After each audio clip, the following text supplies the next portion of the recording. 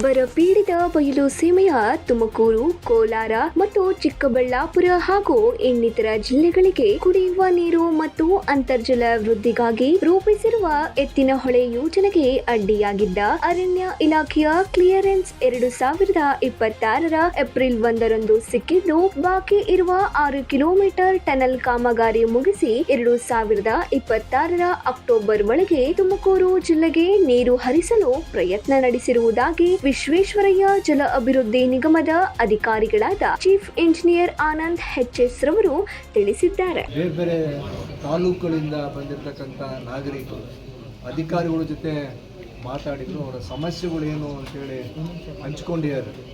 ಅವ್ರದ್ದು ಲ್ಯಾಂಡು ಏನು ಅಕ್ವಿಜೇಷನ್ ಮಾಡ್ಕೊಂಡಿದ್ದಾರೆ, ಅದರ ಪರಿಹಾರ ಅಧಿಕಾರಿಗಳ ಪ್ರಕಾರ 90% ಈಗ ಪರಿಹಾರ ಕೊಟ್ಟು ಇನ್ನು 10% ಲ್ಯಾಂಡ್ ಡಾಕ್ಯುಮೆಂಟೇಷನ್ ಉದ್ದೇಶದಿಂದ ಅದು ಹೋಲ್ಡ್ ಮಾಡಿದ್ದೀವಿ, ಅದನ್ನು ಕ್ಲಿಯರ್ ಮಾಡ್ತೀವಿ ಅಂತ ಹೇಳಿದ್ದಾರೆ.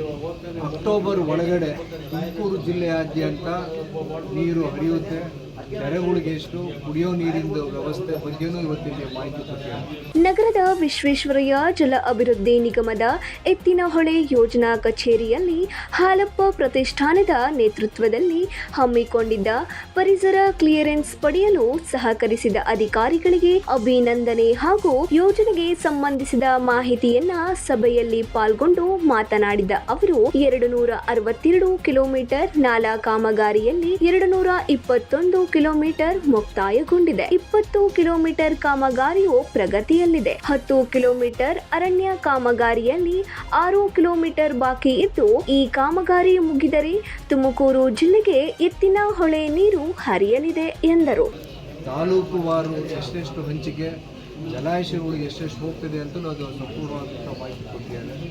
ಇವತ್ತು ಈ 4 ತಿಂಗಳಿಂದ ಹೋರಾಟಕ್ಕೆ ಜೊತೆಯಾಗಿದ್ದಂಥ ಎಲ್ಲ ತಾಯಿಯಂದರಿಗೂ ರೈತರಿಗೂ ಧನ್ಯವಾದ ತಿಳಿಸಿ, ಇದಕ್ಕೆ ನಮಗೆ ಕೈ ಜೋಡಿಸಿದಂಥ ಮಾನ್ಯ ಮುಖ್ಯಮಂತ್ರಿಗಳು, ಅದರಲ್ಲೂ ಮಾನ್ಯ ಉಪಮುಖ್ಯಮಂತ್ರಿಗಳು, ಉಸ್ತುವಾರಿ ಸಚಿವರು, ಕೇಂದ್ರದ ಪರಿಸರ ಖಾತೆ ಹಾಗೂ ಅರಣ್ಯ ಸಚಿವರಿಗೂ ಸಹಿತ ಧನ್ಯವಾದ ತಿಳಿಸಿ, ಇದರಿಂದ ಒಟ್ಟು 22 ಲಕ್ಷ ಜನಕ್ಕೆ ಅನುಕೂಲ ಆಗ್ತಿರೋದ್ರಿಂದ ಇದೊಂದು ನಮ್ಮೊಂದು ಹೆಮ್ಮೆ. ಹಾಲಪ್ಪ ಪ್ರತಿಷ್ಠಾನದ ಅಧ್ಯಕ್ಷರಾದ ಮುರಳೀಧರ್ ಹಾಲಪ್ಪರವರು ಮಾತನಾಡಿ, ಬಹುತೇಕ ರೈತರು ಮತ್ತು ಸಾರ್ವಜನಿಕರ ಪ್ರಶ್ನೆ, ನಮ್ಮ ಭೂಮಿಯ ಮೇಲೆಯೇ ನಾಲೆ ಹೋದರೂ ಅದರಿಂದ ಒಂದು ತೊಟ್ಟು ನೀರು ಪಡೆಯಲು ಸಾಧ್ಯವಾಗುತ್ತಿಲ್ಲ ಎಂಬ ಕೊರಗು ಇದೆ. ಅಲ್ಲದೆ ಕೆಲವು ಕಡೆಗಳಲ್ಲಿ ಪರಿಹಾರದ ಹಣ ಬಗ್ಗೆಯೂ ಗೊಂದಲವಿದೆ. ಇದನ್ನು ನಿವಾರಿಸುವುದರ ಜೊತೆಗೆ ಯೋಜನೆಯನ್ನ ತ್ವರಿತಗತಿಯಲ್ಲಿ ಮುಗಿಸಿಕೊಡುವಂತೆ ರೈತರ ಪರವಾಗಿ ಅಧಿಕಾರಿಗಳಿಗೆ ಮನವಿ ಮಾಡಿದರು.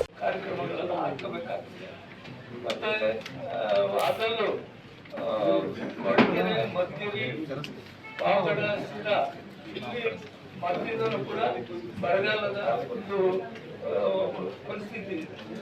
ಅದು ಆ ಪರಿಸ್ಥಿತಿಯನ್ನ ಅರ್ಥ ಮಾಡಿಕೊಂಡು ಇವತ್ತು ಎಲ್ಲ ಕೆರೆಗಳಿಗೂ ನೀರನ್ನ ತುಂಬಿಸಿ.